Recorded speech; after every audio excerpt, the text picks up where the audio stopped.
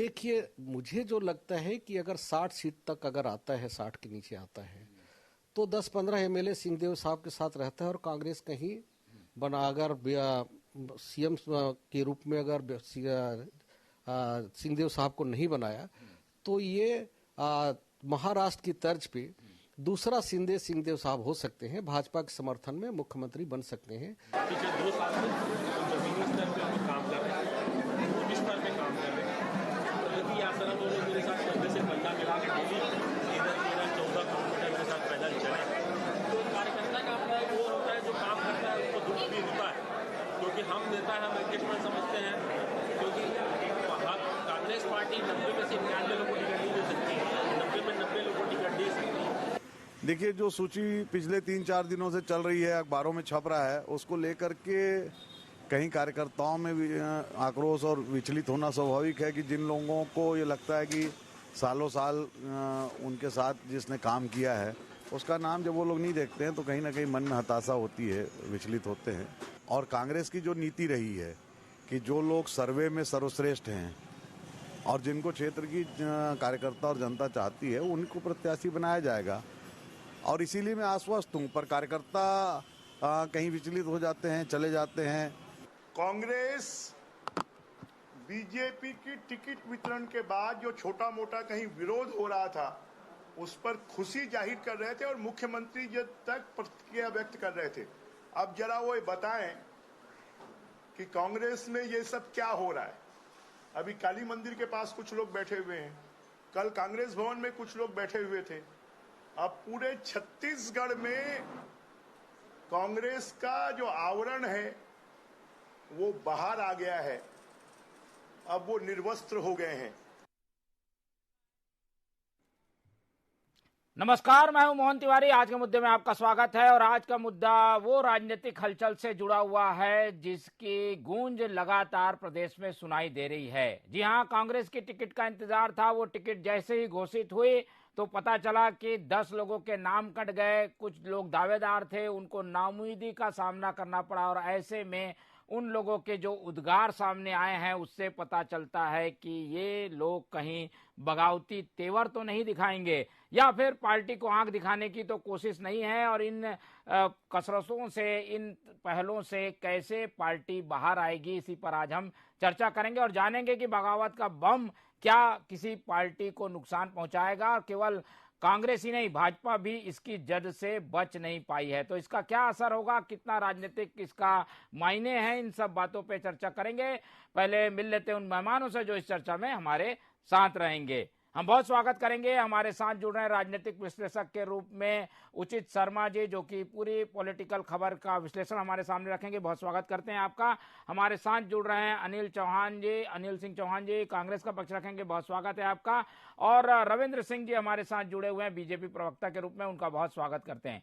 तो तीनों मेहमानों का स्वागत करते हुए चर्चा को यहीं शुरू करता हूं। और जैसे कि हमने बताया कि बागी परेशान कर रहे हैं पार्टियों को, ऐसे में इस बागियों के तेवर से निकलने की कोशिश दोनों ही पार्टियां कर रही हैं। कौन किसको परेशान कर रहा है, क्या इसका हल है, एक एक करके प्रतिक्रियाओं का दौर शुरू करते हैं। क्योंकि कांग्रेस की टिकट आई है और कांग्रेस में बागी तेवर कुछ ज्यादा राजधानी रायपुर में दिखाई दिए हैं। तो पहली प्रतिक्रिया अनिल सिंह चौहान जी से। अनिल जी, कांग्रेस बार बार उंगलियां उठा रही थी बीजेपी की। पहली सूची आई तो सवाल उठाए गए, दूसरी सूची आई तो सवाल उठाए गए, अब कांग्रेस की सूची आ चुकी है। कांग्रेस की सूची के बाद कुछ लोगों के बयान हमने सुनाए हैं, आपने सुना भी होगा। ऐसे में कांग्रेस अब क्या करेगी, उनके यहां भी बागी है। देखिए मोहन जी, बहुत अच्छा विषय आपने रखा है, साधुवाद इसके लिए आपको। लेकिन एक महत्वपूर्ण विषय समझना होगा। एक तरफ कांग्रेस है जो ब्लॉक स्तर से आवेदन लेती है, जिला और प्रदेश में मंथन होता है, सबका अनुमोदन होता है, लोकतांत्रिक प्रक्रिया के अनुसार प्रत्याशियों का चयन करती है। उसके बाद भी छिटपुट प्रतिक्रिया स्वाभाविक है, क्योंकि हमारे दावेदार स्पष्ट हैं, सबकी अपनी अपेक्षाएं हैं, सबने 1-to-1 किया है, अपनी परफॉर्मेंस दी है, अपनी बात रखी है। एक तरफ भारतीय जनता पार्टी जो व्यक्तिवादी पार्टी है, जो अपने आप को दुनिया की सबसे बड़ी कैडर बेस पार्टी कहती थी, वो किसी भी कैडर से नहीं पूछती, न ब्लॉक से, न जिला से, न प्रदेश से, सीधे अमित शाह जी, शायद अदानी जी की सलाह लेके प्रत्याशी घोषित कर देते हैं।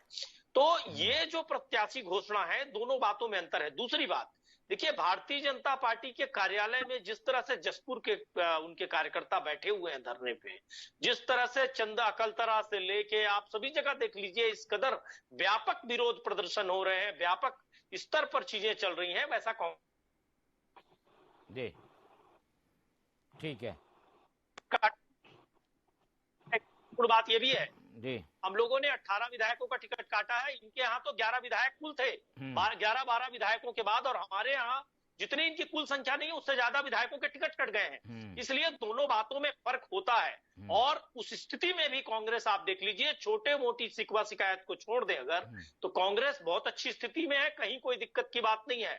भारतीय जनता पार्टी में उपद्रव मचा हुआ है, बवाल मचा हुआ है, और मोहन जी सबसे बड़ी बात आपको बता दूं, इनका कैडर पूरी तरह से हतोत्साहित है, निराश है, ये स्थिति है इनकी। ठीक है। चलिए, कांग्रेस तो ये मान के चल रही है कि छोटी मोटी बातें हैं, आपसी परिवार की बात है, सुलझा ली जाएगी, और जो चीजें हैं वो पेश जरूर की जा रही हैं, लेकिन अंजाम तक नहीं पहुंच पाएंगी। बगावती तेवर है, पर वो सारी चीजें डैमेज कंट्रोल के अंतर्गत सुलझा ली जाएंगी। लेकिन सुलझाना जरूरी है, क्योंकि बयान काफी तीखे नेताओं के हमने सुना दिए हैं। बीजेपी की ओर रुख कर लेते हैं। बीजेपी ये न समझे कि भाई कांग्रेस में बगावत है। बीजेपी की तो पहली सूची से करीब 1 महीना पहले से जारी है ये बगावती सुर, वो अभी तक डैमेज कंट्रोल नहीं कर पाए। कांग्रेस तो तैयार है, कुछ दिनों बाद तो चुनाव ही है। कैसे करेंगे रविंद्र जी? आप लोगों की सूची से भी कोई खुश नहीं है, सब नाराज हैं। मोहन जी, अभी मैं कांग्रेस के प्रवक्ता को सुन रहा था, जो सीने में आग लगी थी ना, वो तो अब शरीर में लगता हुआ कांग्रेस का दिख रहा है कि रायपुर में आत्मदाह की कोशिश हो रही है। किनमें विद्रोह सीने में दबा था, वो चिंगारी ना वो खुल के सामने आ गया। कांग्रेस को बताने की जरूरत नहीं है। 18 विधायकों के टिकट कट गए, और ये तो जग जाहिर था, इसकी आशंका पहले से थी, इसीलिए टिकट बहुत लेट डिक्लेयर किए। मालूम था इनके, तो हम शुरू से कह रहे हैं कि जब टिकट वितरित होता है तो सिर फुटअव्वल होता है, कुर्सी फेंक फेंक के मारते, कुर्ते पैजामे फाड़े जाते। और सबसे बड़ी बात, भूपेश बघेल जी 1 बार नहीं 2 बार बोल चुके थे, एक जगदलपुर में एक रायपुर में, कि अंतर कला मत दिखाना, नहीं तो सत्ता से हाथ खोदोगे। इनको तो डर था ही था, हमको कोई डर नहीं था, कोई भय नहीं था, इसलिए हमने 1 महीना पहले टिकट डिक्लेयर किया। ये तो अभी आचार संहिता लगने के बाद नामांकन के कुछ दिन पहले किए, और देख लीजिए क्या स्थिति है। वो बृहस्पति सिंह जी को देख लीजिए, इधर इनके नंद कुमार साय जी को लाए थे, बेचारे दिल के अरमान आंसुओं में बह गए। इन्होंने कहा था टिकट देंगे, 2 महीने के लिए उनको CSIDC का चेयरमैन बना के आदिवासी का अपमान कर दिया, तब कांग्रेस प्रवक्ता को नहीं दिखा। और 2 लाइन और बोल रहा हूँ, सुन लीजिए अनिल जी, बहुत लोग तांत्रिक है, हम लोग बोलते थे, आप लोग क्या बोलते थे मालूम? हमारा टिकट वितरण बहुत प्रजातांत्रिक है, हम ब्लॉक स्तर से लेते हैं, फिर जिला स्तर में भेजते हैं। अरे गिरीश देवांगन को कौन सा ब्लॉक स्तर में नाम आया था? राजनांदगांव से। राजनांदगांव में एक विधायक कैंडिडेट कांग्रेस के पैदा नहीं कर सके आप लोग। पिछले बार करुणा शुक्ला, इस बार गिरीश देवांगन, अगले बार बिलासपुर भाटापारा कहाँ से लाएंगे वो भी आज बता दीजिएगा। एक भी डॉक्टर रमन सिंह के विरुद्ध कांग्रेस के विधायक नहीं। इतनी दुर्गति एक राष्ट्रीय। अरे आप अपनी पार्टी का बताइए ना रविंद्र जी। अरे आपकी पार्टी में जो विरोध हो रहा है, हमने बताया जसपुर में विरोध हो गया, आपका विधायक। ठीक, मैं रविंद्र जी, उनकी बात बाद में होगी, आप पहले अपनी पार्टी का बताइए, आप लोग ने कैसे डैमेज कंट्रोल किया? जसपुर में विरोध हो रहा है, रायपुर में विरोध हो रहा है, उत्तर में हम देख रहे हैं कि डमरूधर दीवान जो है वो चुनाव दूसरी पार्टी से लड़ने के लिए जा चुके हैं, अनुज शर्मा का विरोध हो रहा है। उसके लिए बताइए, पहले आपकी पार्टी का हाल जान ले, फिर एक दूसरे पे बात करेंगे। मोहन जी, कितना हमको तो आज घोषित किए 1 महीने से ऊपर हो रहे हैं, कितने लोगों का विद्रोह हुआ, कितने लोग निर्दलीय लड़ने के लिए आए, आप बताइए। 2-4 तो हर राजनीतिक दलों में होगा, क्योंकि सबकी अपनी व्यक्तिगत मतलब आकांक्षाएं रहती है, अपेक्षाएं रहती, जिसकी अपेक्षा टूटती है वो थोड़ा ना थोड़ा विरोध करता है। लेकिन अभी हमारे यहाँ कोई निर्दलीय बहुत ज्यादा नहीं बढ़ रहा। इनके हाथ में कह रहा हूँ ना, आत्मदाह की स्थिति आ गई। बताइए कार्यकर्ता, हमारे यहाँ आली जुएल है, कहीं कोई दिक्कत नहीं है, क्योंकि हमने बहुत अच्छे से दिया भाई। इनके ऐसा थोड़ी कि ब्लॉक स्तर से मंगाए और निर्णय हाई कमान कर ले, इन्होंने स्वीकार किया। हमारे यहाँ कोई बगावत की स्थिति नहीं है, कोई विद्रोह की स्थिति नहीं है, कहीं सारा परिवार की तरह मिलकर चुनाव लड़ेगा। इनके तो सत्ता सरकार में थे 18 विधायक और अभी 4 और कटेंगे, 22-24 सीट तो इनके कट गए। इनकी स्थिति पता है इनको, इनकी क्या हालत है, इसलिए काटे। लेकिन मोहन जी, मैं आपको आश्वस्त करता हूँ इस चैनल के माध्यम से, भारतीय जनता पार्टी के जो प्रत्याशी घोषित हुए सबके लिए हम मिलकर काम करेंगे। हमारे यहाँ विद्रोह और बगावत की ऐसी स्थिति आपको कभी नहीं दिखेगी जैसे आज कांग्रेस में दिख रही है। ठीक है, चलिए एक दूसरे के कमीज को साफ सुथरा बताने की कोशिश दोनों ही पार्टियों के प्रवक्ता ने की और उनका धर्म भी है, तो वो बखूबी इस पर सफल होते हुए दिख भी रहे। लेकिन विश्लेषण क्या है, कैसे विश्लेषण के नजरिए से हम इन पूरी चीजों को देखते हैं, जान लेते हैं। उचित शर्मा जी हैं। उचित शर्मा जी, आपने कई चुनाव आते जाते देखे हैं और बागियों को भी देखा है, उनका हश्र भी देखा है। बागी जरूर कुछ जो है समय के लिए चर्चा में आते हैं, लेकिन हाथ में उनके कोई हासिल नहीं होता, पार्टियों को जरूर नुकसान होता है। इस बार क्या देख रहे हैं, किसको ज्यादा नुकसान होगा बागी तेवर से? देखिए मोहन जी, सबसे ज्यादा चुनौतीपूर्ण वक्त अगर कोई रहता है राजनीतिक पार्टियों के लिए तो ये 2 माह रहते हैं। वो किसी भी दल के हो, भाजपा हो, कांग्रेस हो, आम आदमी हो, जेसीसी, जो सभी पार्टियों के लिए रहता है। सवाल उठता है कि कितने अनुशासन में कार्यकर्ता है, कितने अनुशासन में उम्मीदवार हैं, महत्वाकांक्षाएं कितनी सीमित है। अगर दोनों दल की आप बात करें तो थोड़ा सा मैं कहूंगा कि एक अपर हैंड में भारतीय जनता पार्टी है। वहाँ अनुशासन नाम की चिड़िया तो है, वह अनुशासन है। लोग वहां पे एक संगठन के अंतर्गत काम करते हैं। उनकी इवन कई बार तो मीटिंगों की बातें तक बाहर नहीं आती, 2 आदमी से तीसरे आदमी तक भी बाहर बात नहीं आती। दर्जनों आदमी भी बैठे रहे तो उनकी चर्चाएं बाहर नहीं आ पाती। अनुशासन है, लेकिन इस बार भी वहां बगावती तेवर देखे गए। वही इतर अगर इसी की हम कांग्रेस की बात करें तो कांग्रेस का व्यक्ति जो है वो बहुत मुखर होता है। उसकी बेसिक क्वालिटी मुखरता है। उसकी बेसिक क्वालिटी, वहाँ खुला खेल फरुक्काबादी है। वह अनुशासन की चिड़िया थोड़ी सी कम है। आप वो कहीं भी देख, राजस्थान देख लिए, मध्य प्रदेश देख लिए, छत्तीसगढ़ देख लीजिए। वो पायलट जी, गहलोत जी की आप वहां से शुरुआत करेंगे तो आप यहाँ बृहस्पति और बाबा में भी खत्म नहीं कर पाएंगे। तो ये अनुशासन चीजें थोड़ी सी वहां पे मैं देखता हूँ कम है, मुखरता ज्यादा है वहां पे। सिल फुटबॉल की स्थिति ज्यादा। मैं जब चुनाव बीजेपी ने टिकट की घोषणा की, विरोध किस बार आए, भारतीय जनता पार्टी के जब विरोध हो रहे थे तो कांग्रेस ने उनके बहुत अच्छे से उन्हें हास्य का विषय बनाया। लेकिन मैंने कहा भी था कि थोड़ा सा ठहरिए, कांग्रेस के लिए और बड़ा विषय रहेगा, कांग्रेस की ज्यादा तकलीफें होंगी। कांग्रेस की जो टिकट कट रहे हैं उसमें 71 विधायक है। उसमें आप 2 दर्जन विधायकों के अगर टिकट काटते हैं तो जाहिर है वो 5 साल सत्ता में रहे और 5 साल की सत्ता में हर तरीके की मलाई और बटर सब उन्होंने सेवन भी किया है, तो जाहिर है वो फील्ड पे आएंगे ही। तो as comparatively Bharatiya Janata party Congress में ज्यादा तकलीफ और कष्टदायक स्थिति बनी हुई है। हालांकि एक बात सत्य है कि ये जो महत्वाकांक्षा है वो कार्यकर्ता अपने ढंग से सोचता है, राज्य स्तर के लोग अपने ढंग से सोचते हैं, मगर केंद्रीय इकाई का सोचने का अपना एक अलग ढंग होता है किसी भी दल का। तो उनकी जो सोच होती है वो मैच कर नहीं पाती। क्या ये दबाव असर करता है क्या? कोई बागी अगर चेतावनी दे रहा है होता देखिए, बदलती है क्या टिकट? बिल्कुल। छत्तीसगढ़ में देखिए बगावत का इतिहास रहा है। आप पहले चुनाव 2003 से आप इस बात कीजिए कि जब विद्याचरण शुक्ला ने जब बगावत की थी और अपनी एनसीपी के साथ, शरद पवार की पार्टी के साथ उन्होंने जब एनसीपी किया था तो 15 साल लग गए कांग्रेस को सरकार आने में। तो बदलाव से फर्क पड़ता है। सवाल उठता है कि जो पैरामीटर सेट किए जाते हैं टिकट के लिए वो दोनों ही दल में, अभी जो कह रहे थे कि अनिल जी की हमारे जिले से, ब्लॉक स्तर से नाम आता है, संगठन से नाम आता है, जिले से नाम आता है, सर्वे में नाम आते हैं, ये चीजें जिसको टिकट नहीं देनी उनके लिए काम आते हैं। हकीकत बहुत कड़वा सच है कि नाटक नौटंकी का अगर पर्यायवाची शब्द कोई है राजनीतिक दल में तो वो है सर्वे, वो है संगठन से नाम, वो है ब्लॉक स्तर से नाम, वो है जिले से नाम, तब हम आपको टिकट दे पाएंगे। हकीकत यह है कि जैसे देवांगन जी की बड़ी शुभकामनाएं उनको, देवांगन जी का किसी सर्वे में मुझे नहीं लगता नाम आया होगा। और वहीं अगर हम मिश्रा जी की बात करें रायपुर उत्तर से तो मुझे नहीं लगता कि उनका किसी प्रकार का नाम आया होगा। अनुज शर्मा का धरसीवा से किसी ने नाम दिया होगा। हालांकि शुभकामनाएं है, बहुत अच्छी सोच समझ के टिकट दिए हैं, ठीक है। लेकिन बात अगर कर रहे हैं कि आप सर्वे की बात अगर कर रहे हैं ब्लॉक स्तर के नाम की, तो दोनों ही दल जो है बोलने में तो बहुत अच्छी तरीके से बोल जाते हैं लेकिन हकीकत में इसको कोई फॉलो नहीं करता। था। ये टिकट जैसे जातिगत गणना अलग हो जाती, जातिगत ढंग से देना टिकट अलग हो जाती है। वही मोहन चोपड़ा की जब टिकट काटना हो महासमुंद से किसी कैंडिडेट की, तो उसके लिए पैरामीटर अलग हो जाते हैं। तो व्यक्ति व्यक्ति के हिसाब से ये राजनीतिक दलों के पैरामीटर चेंज हो जाते हैं। इतिहास 2003 से बहुत पुराना है। 2003 से लेकर 23 तक चुनौती और महत्वाकांक्षाएं इतनी बढ़ चुकी हैं, राजनीति में इतनी चीजें आ चुकी हैं, राजनीति में भी मतलब उनकी जो प्रति व्यक्ति आय से लेके प्रति नेता आय तक अब जब कैलकुलेट करें तो बहुत ऊपर तक जा चुकी है। निश्चित तौर पर लोगों की महत्वाकांक्षाएं भी काफी बढ़ी हुई है।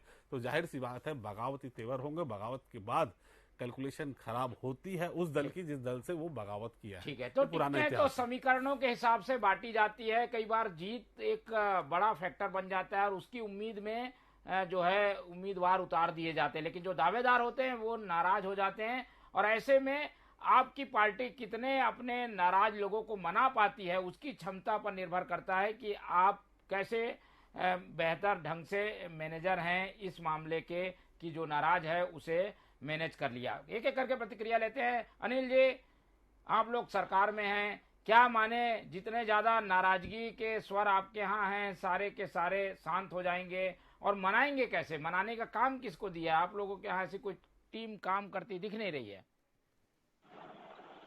देखिए मोहन जी, मैं आपको बताना चाहूंगा कि कांग्रेस में भारतीय जनता पार्टी की अपेक्षा अनुशासनहीनता कम है। इनके यहाँ तो जो अभी प्रधानमंत्री है नरेंद्र मोदी जी, उनको टेबल के नीचे छिपना पड़ गया था। इतना बवाल हुआ था, इतनी मारपीट हुई थी, गाड़ियां जला दी गई थी।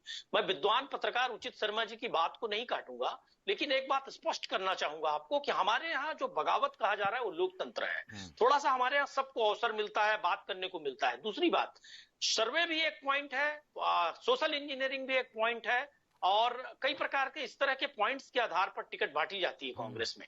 तीसरी बात मैं आपको बताऊंगा, निश्चित रूप से गिरीश देवांगन जी के मामले में नियम को शिथिल किया गया, और आपने देखा होगा कि नियम शिथिल करने का परिणाम भारतीय जनता पार्टी के प्रवक्ता की बौखलाहट में दिख रहा था।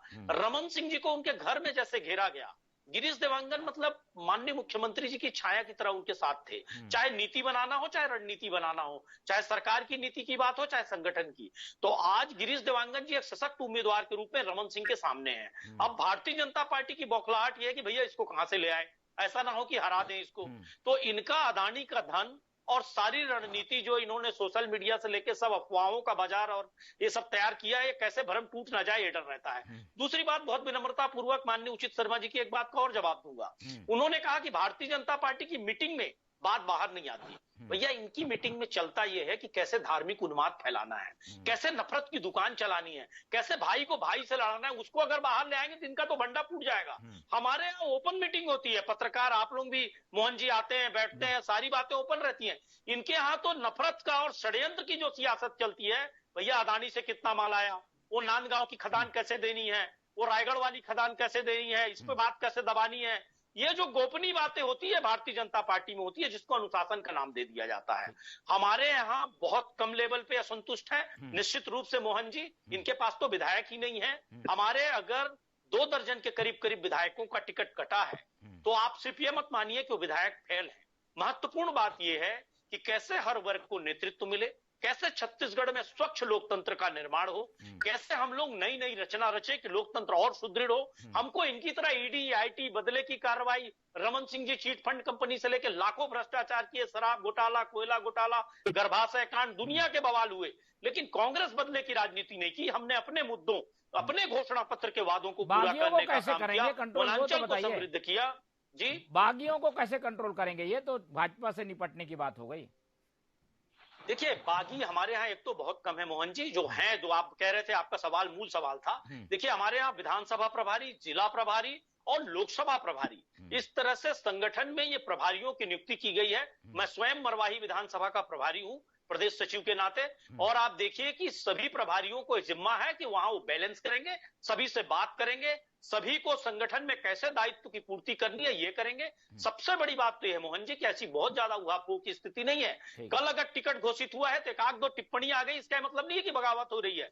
भारतीय जनता पार्टी में तो महीनों से बगावत का सिलसिला चल रहा है, ये नियंत्रण भी नहीं कर पा रहे हैं। आप हमारे यहाँ 2-3 दिन में देखिएगा, सारी परिस्थितियां सामान्य हो जाएंगी। 2-4 जगह अनुशासन का डंडा कब चलेगा? ठीक है, 2-3 जगह कोई प्रतिक्रिया ठीक है। बड़ी बात। रविंद्र जी, आप लोगों के पास तो एक बड़ा अस्त्र है अनुशासन का डंडा, वो डंडा कहाँ पे चलता है, कहाँ पे पड़ता है, तुरंत आदमी सीधा हो जाता है। कब चलाएंगे वो डंडा आप लोग?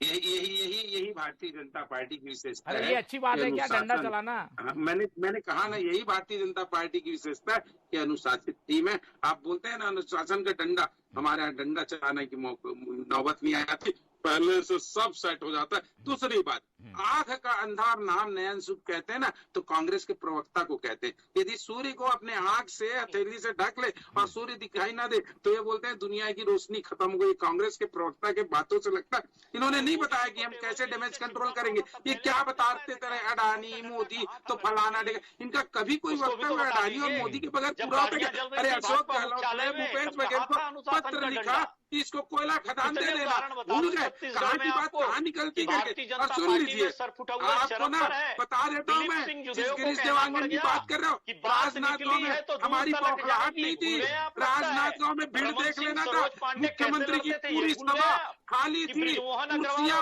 खाली थी, कोई था नहीं। मुख्यमंत्री जी आए थे और राजनांदगांव में क्या दुर्गति होने वाली है ये गिरीश देवांगन जी और आपको समझ में आ जाएगा। 50,000 वोटों से हारेंगे। सुन लीजिए, मैं अभी अपने डैमेज कंट्रोल के बारे में बात नहीं किया, आपके प्रश्नों का जवाब दे रहा हूँ। अनिल जी, आपने क्या क्या कहा?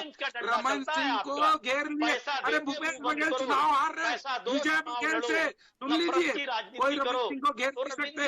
आज वो गए हुए थे रमन सिंह को घेरने के लिए ना, आपको 15 साल लग गए, तब नहीं घिरे तो अब क्या? भाजपा वर्सेस भाजपा में दर्ज हुए। हमारा कैसे लड़ रहे हैं? मैं बता रहा हूँ मुझे बताने की जरूरत नहीं है, प्रदेश की सबसे पूरी बड़ी जनता बात, जानती है। सबसे बड़ी बात कह रहा हूँ, आप जो झूठ बोलते हैं ना कांग्रेस के प्रवक्ता का, कितना मारा मारी हो रही है उसको देख लो। 1.5 महीना हो गया हमारे यहाँ, कुछ नहीं हुआ है। अब सुन लीजिए ना, आप बोल रहे थे मैं सुन रहा था, जवाब ही नहीं करते क्यों? वैसे ही करते हो जैसे बात करते हो। सुनो, मैंने सुना है, आपको सुनना होगा। हाई कमान के निर्णय वाले ब्लॉक स्तर की बात करते, कहाँ से गिरीश देवांगन आ गए, कहाँ से सर्वे पे आ गए, कहाँ से आवेदन चला गया? ये जो झूठ है ना, ये दुनिया को बताना। छत्तीसगढ़ की जनता सब समझती है। आप लोग की जो चालबाजी है, नौटंकी है, एक बार की सरकार जाने वाली है, 3 बार की सरकार ना 3 तारीख को वापस आ रही है। तो सुन लीजिए अनिल जी, आपको सुनने का ध्यान नहीं है। मैंने कहा जब आपको मैंने सुना, आप मुझे नहीं सुनते क्योंकि डर है आप लोगों में। उचित शर्मा जी, दोनों के बयान, दोनों के दावों को पैमाने में रखकर तौलने पर क्या पाते हैं? कौन सी पार्टी सही बोल रही है? कैसे ये क्या सही ढंग से डैमेज कंट्रोल कर पाएंगे और बागी इनको परेशान नहीं करेंगे? देखिए, अभी तो फिलहाल जो सुन पा रहे हैं वो तो अपनी ढपली अपना राग वाली बात है। अभी दोनों ही दल से ये चल रही है। हकीकत ये है कि आपदा प्रबंधन जो एक मूल विभाग इनका हुआ करता था, वो अभी फिलहाल नजर नहीं आ रहा है भारतीय जनता पार्टी में। उसके कारण जो है कि उनके राष्ट्रीय उपाध्यक्ष चुनाव लड़ रहे हैं, उनके तीनों महामंत्री चुनाव लड़ रहे हैं, उनके जितने संगठन के लोग हैं वो चुनाव लड़ रहे हैं। तो जाहिर सी बात है कि अभी प्रबंधन, इवन न आपदा प्रबंधन तो छोड़िए, चुनावी प्रबंधन की भी अभी थोड़ी सी व्यावहारिक दृष्टि से देखी जा रही है। वहीं आपदा प्रबंधन के बाद वहीं कांग्रेस में हम जाएं तो कांग्रेस में ज्यादा मैं कह रहा हूँ कि मुखरता है। मैं नहीं कह रहा हूँ कि अनुशासनहीनता है, नहीं, मुखरता है, मुखर है, चीजें हैं वहाँ विरोध। ये बात सत्य है, अनिल जी की बात से सहमत हूँ कि वहां पे लोकतंत्र बोल सकते हैं कि वहाँ जिंदा है, कि आप जो भी होगा सामने बात होगा, जो होगा बिल्कुल स्पष्ट होगा। तो वो चीजें हैं, वो उसका पॉजिटिव पॉइंट भी है कांग्रेस का और वही नेगेटिव पॉइंट भी है। तो ये पॉजिटिव पॉइंट होने की वजह से वहां पे थोड़े से जब बड़े बड़े लोगों के टिकट काटने हो तो जाहिर है ऐसी बातें आनी ही है। तो आपदा प्रबंधन के बाद आपदा राहत, आप देखिए आपदा राहत में मैं इसलिए आ रहा हूं कि अगर जब राहत तभी दी जाती है जब आपकी सरकार आ जाए, तो आपदा प्रबंधन के बाद आपदा राहत आती है। आपदा राहत में फिर आप तमाम वो चीजें और पोस्ट और निगम और मंडल और उसके बाद वो आश्वासन दे के एक वो टेम्पटेशन दे के उन चीजों को खत्म की जाती है। हालांकि अभी जैसे मैं न्यूज में देख रहा था कि अरुण साहू जी ने 487 लोगों को भारतीय जनता पार्टी में उनका निष्कासन और निलंबन खत्म किया। हालांकि ये चीजें हैं वो लॉन्ग टर्म की नहीं रहती हैं। आप देखिए कि मोहन चोपड़ा जी भी निर्दलीय विधायक बने थे, उन्होंने भी काफी डैमेज किया था भारतीय जनता पार्टी को, बाद में उनका भारतीय जनता पार्टी में प्रवेश भी हुआ। ये होते रहता है क्योंकि ये विरोध जो होता है वो हीट ऑफ द मूवमेंट होता है, तात्कालिक होता है, क्षणिक होता है। कुछ कार्यकर्ताओं जो जोश भरते हैं उस वजह से होता है। जब शांत मन से सब चीजें हो जाए तो उसके बाद फिर ये इस पार्टी में सम्मेलन उनका लंबन रद्द आपदा कर दिया प्रबंधन गया। के लिए ज्यादा गुंजाइश नहीं है बीजेपी में। कांग्रेस में तो सरकार में है, वो तो ज्यादा आश्वासन दे सकती है। बिल्कुल दिए भी जाते रहे और दे भी सकती है, और कांग्रेस बहुत आशावान है और रहना भी चाहिए कि हम फिर सरकार में है, और जाहिर है आने वाले समय में आपको कहीं ना कहीं एडजस्ट करेंगे, चाहे निगम मंडल हो, चाहे पद हो, या अन्य जगह पे हो, वो एडजस्ट किए जाते हैं। तो ये आपदा राहत होती है। तो ये अभी चुनाव के बाद फिर जो राहत के मामले में जब हम आते हैं तब ऐसी नियुक्तियां की जाती हैं जहां अपने लोगों को एडजस्ट किया जाता है, रखा जाता है, तो ये चीजें आती हैं। ठीक है, तो दोनों ही पार्टियों की कोशिशें हैं कि भाई इस तरीके की चीजों से निकला जाए। अब एक एक करके ये भी हम जान लेते हैं कि अगर कोई मांग कर रहा है तो क्या आलाकमान पुनर्विचार भी करता है क्या? कुछ फैसले पर सवाल उठाते हैं कार्यकर्ता, नाराजगी व्यक्त करते हैं, क्या पुनर्विचार की गुंजाइश होती है क्या? अनिल जी, आपके यहाँ ऐसा मौका मिलता है क्या फिर से विचार कर लिया जाए, भाई विरोध हो रहा है? देखिए मोहन जी, हमारे यहाँ जो टिकट वितरण हुआ है बहुत सोच समझ कर हुआ है। मैंने बताया जैसे कि पहले भी ब्लॉक से लेकर राष्ट्रीय स्तर तक बातें गई, सारे लोगों का 1 to 1 हुआ। कहीं गुंजाइश नहीं है कि कोई टिकट बदला जाएगा। जो हाईकमान ने फैसला ले लिया है, सारे कांग्रेस का एक एक कार्यकर्ता जूझेगा, और ये जनता वर्सेस भाजपा चुनाव है। जिस तरह से कांग्रेस ने 5 सालों में इस प्रदेश को रोल मॉडल के रूप में पूरे हिंदुस्तान में प्रस्तुत करने का काम किया, और जो स्वच्छ लोकतंत्र की परंपरा बनाई, और जिस तरह से 1,75,000 करोड़ आम लोगों के खाते में गया, हम उन मुद्दों पे चुनाव लड़ेंगे। और कांग्रेस का कैडर पूरी तरह तैयार है, कहीं कोई गुंजाइश नहीं है कि कोई टिकट बदली जाएगी। सारे लोग रविंद्र जी, आपके यहाँ तो सुना ही नहीं जाता। रविंद्र जी 30 सेकंड में आपके यहाँ क्या स्थिति बनेगी? मैंने पहले ही बोला ना, कांग्रेस के लोग आंख के अंधे, नाम नयन सुख, इनके यहाँ पुनर्विचार नहीं होता, ब्लैकमेल होता है। हमने अभी देखिए, अभी पुनर्विचार किया, 5 सीट डिक्लेयर जो हमने रोका था, हमने बिल्कुल किया। पंडरिया आप देख लीजिए, बिल्कुल पुनर्विचार किया हमने। हम तो करते ही हैं, जनता की मांग में अपने कार्यकर्ताओं के अनुसार करते हैं। ये अभी भी अपना पुनर्विचार की बात नहीं कर रहे थे। मैं फिर कह रहा हूँ, कांग्रेस में ब्लैकमेल होता है, आत्मदाह करने की कोशिश होती, ऐसा रोड पे निकलते हैं और पुनर्विचार वही होता है साहब, जहाँ ब्लैकमेलिंग होती है। कभी नहीं होता पुनर्विचार, क्योंकि हाईकमान आपके यहाँ निर्णय लेता है। हमने किया है, अभी किया है भाई, इसी 5 सीट हमने रोका और बकायदा हमने परिवर्तित किया। तो हमारे उसमें तो आप चर्चा मत करिए अनिल जी। और रही बात, आप भ्रष्टाचार की बार बात करते हैं ना, कितना दिए, क्या रोल मॉडल है, एक लाइन में बात खत्म करूंगा।